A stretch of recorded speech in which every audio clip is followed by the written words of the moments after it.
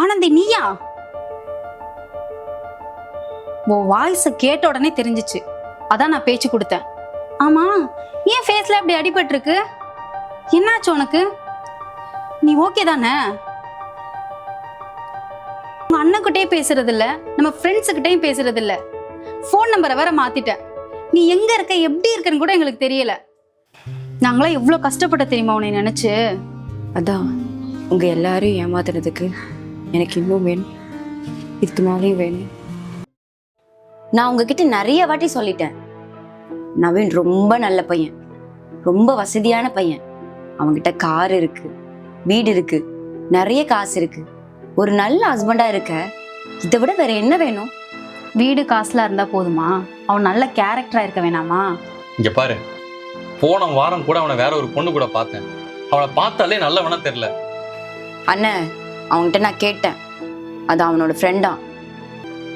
அவனை கல்யாணம் பண்ணா நான் நல்லா வசதியா சந்தோஷமா இருப்பேன்.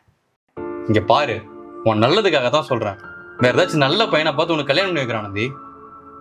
அவன் உனக்கு ஒரு 6 மாசமா தெரியுமா? நம்ம சின்ன வயசுல இருந்து ஃப்ரெண்டுடி. நீ நல்லா இருந்தா சந்தோஷப்படுற ஆளு நான் தான். நாங்க சொல்றது கேளுடி ப்ளீஸ். ஐயோ ப்ளீஸ் நிறுத்துங்க, தயவு செய்து இங்க இருந்து 2 பேரும் கிளம்புங்க, என்னை தனியா விடுங்க.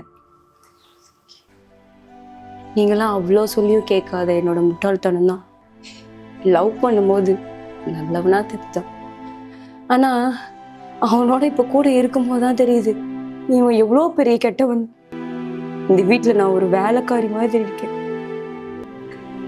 நீ எங்க அண்ணாலாம் சொல்லி கேட்காதனாலதான் இது அந்த கடவுள் கொடுத்த தண்டனையை நினைச்சிட்டு ஒரு நடப்புணமா வாழ்ந்துட்டு இருக்கேன்.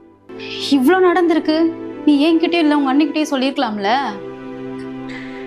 எந்த மூஞ்ச வச்சுட்டு வர சொல்ற ஆனந்தி, எனக்கு அசிங்கமா இருக்கு. ப்ளீஸ் வா எங்க கூட, உனக்கு நாங்க இருக்கோம். உன்னை இப்படி பண்ணவன சும்மாவே விடக்கூடாது. சாரிக்கா, அண்ணா என்ன இந்த நிலைமையில பார்க்க வேணும்.